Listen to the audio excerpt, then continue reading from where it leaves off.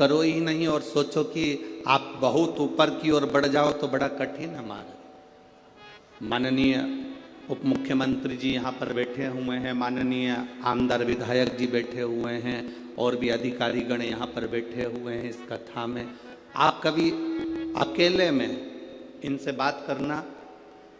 अगर आज ये उप मुख्यमंत्री जी की कुर्सी पर बैठे हैं, आमदार जी की कुर्सी पर बैठे हैं, खासदार जी की कुर्सी पर बैठे हैं, अध्यक्ष की कुर्सी पर बैठे हैं या किसी उन्नति की सीढ़ी पर चढ़े हैं, तो पुराने समय की इनकी मेहनत को देखना कि इन्होंने मेहनत कर कर अपने बल को पाया है, तब प्रभु की कृपा से आज कहीं अच्छी जगह पर विराजमान। आप अब अपन ने इनकी बात करी, आप अपनी बात करिए। आप इतनी सारी संख्या में आए हो।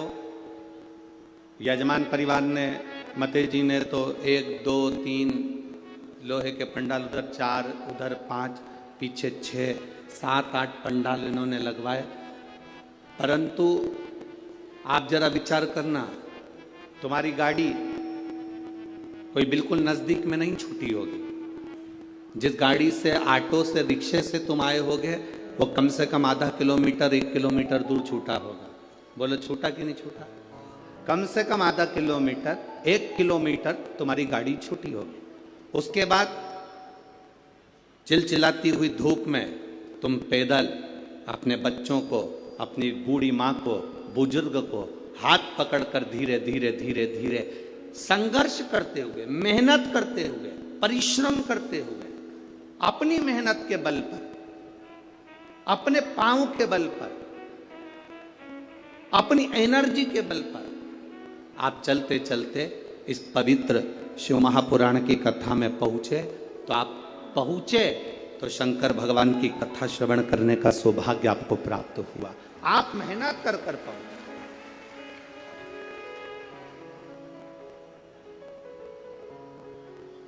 आपका संघर्ष, आपकी मेहनत, आपका बल, आपका कर्म आपको आगे बढ़ाता है। शिव कहते क्या है? भगवान शंकर का कहना क्या है? शंकर एक बात जरूर कहते हैं अपने भक्तों से, मैंने विष पिया है, नीलकंठधारी बनकर बैठा हूं। जिंदगी में ताने, गाली, अपशब्द लोग कहेंगे, ये जहर है जिसको आपको पी जाना, जिसको आपको पीना है। हमने कथा में एक बात पहले कही थी, आप लोगों के स्मरण में होगी, नागपुर वासियों ने अगर कथा टीवी पर सुनी होगी तो उनके स्मरण में होगी।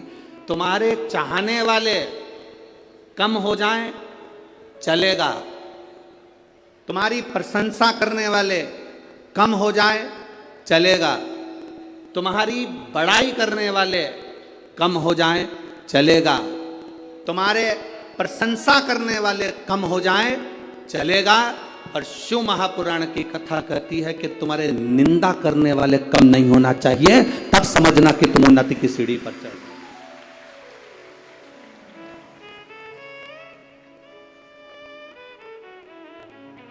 उसका कारण क्या है?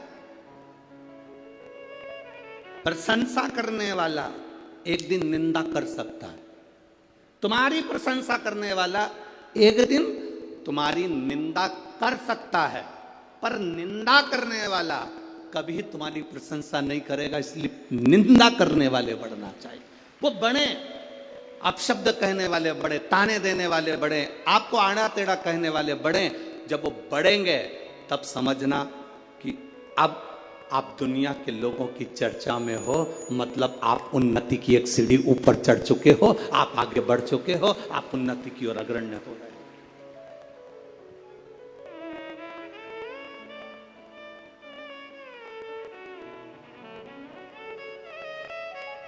घर में 2 बेटे होते हैं ना, एक बेटा पढ़ने में होशियार होता है, एक बेटा थोड़ा सा कमजोर होता है। जो बेटा पढ़ने में होशियार है तो माँ उस पर हमेशा कहती है अपने एक बेटे से, देख ले वो तेरे भाई को कितना पढ़ता है, कितनी अच्छी पढ़ाई कर रहा है, कितनी उन्नति की सीढ़ी पर चढ़ रहा है। देख ले अपने भाई को, वो कितना अच्छी पढ़ाई कर रहा है, कितनी उन्नति की सीढ़ी पर चढ़ रहा है। और एक बेटा ऐसा होता है जो मन के अनुकूल कार्य करता है, माँ की दृष्टि में वो अच्छा नहीं है, पढ़ता ही नहीं है, विद्या अध्ययन करता ही नहीं है, पढ़ाई पढ़ ही नहीं रहा। पर कभी कभी जिंदगी में ऐसा फेरबदल हो जाता है जिसने बहुत बहुत बहुत पढ़ाई करी, विद्या अध्ययन करा, पर वो अपने संस्कारों से विहीन होता चले गए। वो मम्मी का आदर नहीं कर पाया, अपनी आई का आदर नहीं कर पाया, भाऊ का आदर नहीं कर पाया, अपने माता पिता का सम्मान नहीं कर पाया। एक कमजोर लड़का जो भले पढ़ा नहीं, जो विद्वत्ता की सीढ़ी पर चढ़ा नहीं, जिसको माता पिता हमेशा ऐसा कमजोर ही समझते रहे, वो बच्चा भले कितना भी दुख की घड़ी आ गई पर अपने माँ बाप को कभी धक्का देकर नहीं निकाला। उसने अपने पास अपने माँ बाप को रखा, अपने माता पिता को अपने नजदीक में रखा।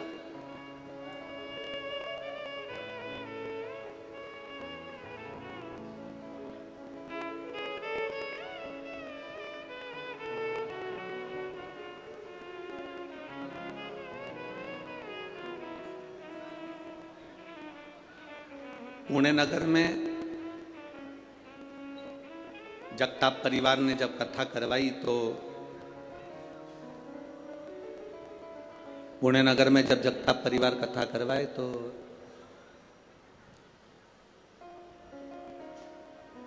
उन्होंने कहा, गुरुजी यहाँ एक वृद्धाश्रम है, आप चलेंगे? हमने कहा जरूर। वृद्धाश्रम गए, वहाँ बुजुर्गों से मिलना हुआ, और बुजुर्गों से मिलना हुआ तो उनसे बातचीत हुई। तो बातचीत में पता करा, मिले तो मालूम करा कि जितने भी वृद्धाश्रम में रह रहे थे, जितने वृद्धाश्रम के अंदर निवास कर रहे थे, किसी का बेटा बड़े ऊंचे पद पर था, किसी का बेटा किसी पद पर था, किसी का बेटा किसी पद पर था, किसी का बेटा किसी पद पर था। वृद्धाश्रम में एक भी बुजुर्ग ऐसा नहीं मिला जिसका बेटा सब्जी बेचता हो, एक भी बुजुर्ग ऐसा नहीं मिला जिसका बेटा कबाड़ा बेचता हो, एक भी बुजुर्ग ऐसा नहीं मिला जिसका बेटा रोड पर भीख मांगता हो, एक भी बुजुर्ग ऐसा नहीं मिला जिसका बेटा सब्जी का ठेला लगाता हो, एक भी बुजुर्ग ऐसा नहीं मिला जिसका बेटा कहीं रोड पर गाड़ी लगा रहा हो या कोई सामान की हम्माली कर रहा हो। जितने बुजुर्ग मिले वो सारे के सारे उनके घर के थे जिनके बेटे उन्नति की सीढ़ी पर बैठे थे और माता पिता की सेवा नहीं कर पाए। कभी किसी गरीब के माता पिता वृद्धाश्रम में कभी नहीं मिलते, कभी किसी साधारण व्यक्ति के माता पिता वृद्धाश्रम में नजर नहीं आते। क्यों? क्योंकि उसके अंदर संस्कार इतना प्रबल है।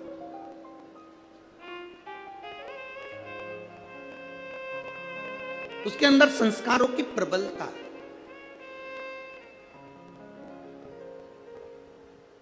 फिर निवेदन है, जिस गांव में पानी की कमी होती है वहां की फसल बिगड़ जाती है, और जिस घर में संस्कारों की कमी होती है वहां की नस्ल बिगड़ जाती है। अपनी नस्ल को सुधारना है तो संस्कारवान बनाना है।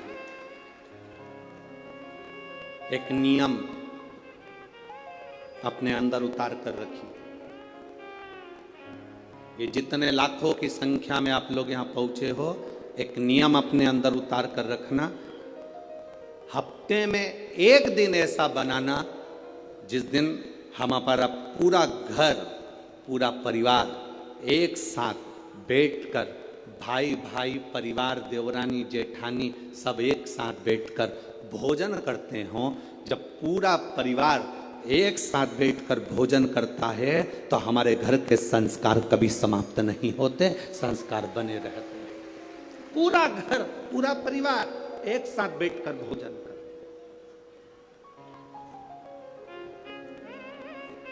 एक साथ रहे। शिव जी ने पार्वती जी को 2 वर दिए, उसमें से एक वर दिया कि शिव और शक्ति का बल व्रत साधना उपास करने वालों के साथ, नियम धारण करने वालों के साथ में रहेगा, जो नियम धारण कर।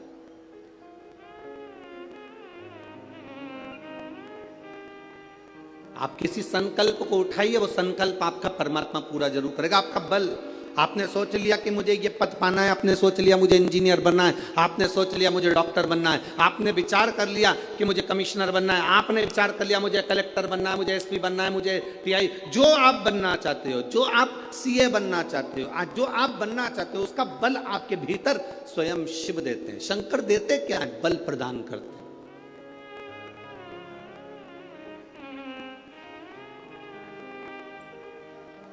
शिव जी देते ही बल है। अरे कृपा की ना होती जो आदत तुम्हारी, तो सोनी ही रहती अदालत तुम्हारी। जो गरीबों के दिल जगा तुम न पाते, तो किस दिल में होती इबादत तुम्हारी। शिव देते क्या है? शंकर बल प्रदान करते। दुनिया के लोग हंसेंगे शंकर जी पे जल चढ़ाने से क्या होता है? दुनिया के लोग हंसेंगे शंकर जी पर एक लोटा जल चढ़ाने से फल क्या मिलता है? एक लोटे जल की महत्वता क्या होती है? दुनिया के लोग हंसेंगे कि शंकर की आराधना का फल क्या होता है। दुनिया के लोग हंसेंगे कि भगवान शिव की भक्ति का फल क्या होता है। दुनिया के लोग हंसेंगे कि शंकर भगवान पर बेलपत्र चढ़ाने का फल क्या होता है। शंकर भगवान का गुणगान करने का फल क्या है। शिव को एक चावल का दाना शंकर को चढ़ाने का फल क्या है। एक बार मुख से पंचाक्षर मंत्र नमः शिवाय, षडाक्षर मंत्र ओम नमः शिवाय, श्री शिवाय नमस्तुभ्यम बोलने का फल क्या है। ये दुनिया के लोग हंसते हैं, पर जितने लोग हंसते हैं हम उनसे कहते हैं ये इतने जो पत्र यहाँ पर इकट्ठे होते हैं, थोड़े यहाँ रखें, आज पहले दिन यहाँ पर इतने पत्र, ये पत्र अलग। इन पत्रों को कभी मौका मिले और जिसके मन में संशय हो, जिसके मन में संशय हो कि शंकर करता क्या है, उसको एक बार इन पत्रों में कहीं ना कहीं इनका मोबाइल नंबर भी रहता है, इनका एड्रेस भी रहता है, तो उसको पढ़ा करो कि इन पत्रों से हमको ये मालूम पड़ता है कि शिव करता क्या है। देवता देते हैं पल्ला झाड़ कर और महादेव देते हैं छप्पर फाड़ कर। मेरा शंकर कभी कम नहीं देता, मेरा वो घड़दानी देता है तो छप्पर फाड़ कर देता है। चोर चोरी करने के लिए शिव जी के मंदिर में जाता है, अपना कपड़ा जलाकर उजाला कर कर चोरी का सामान ढूंढता है। शिव कृपा कर कर उसको कुबेर बना देते हैं। जो कुबेर की कुर्सी पर बैठा वो वही चोर है जो शंकर के मंदिर में चोरी करने गया था, पर शिव ने कृपा कर, ओघड़ी ने कृपा कर।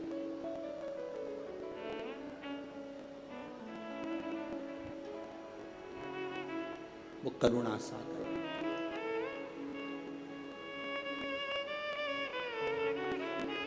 शंकर के जो भक्त होते हैं वो 3 बार रोते हैं। कितनी बार रोते हैं? 3 बार। शिव के जो भक्त होते हैं वो 3 बार रोते हैं। पहला, जब भगवान शंकर को पुकारते हैं, उसके हृदय में बड़ी तकलीफें होती है, कष्ट होता है, दुख होता है, तब वो भगवान को पुकारता है, तब रोता है।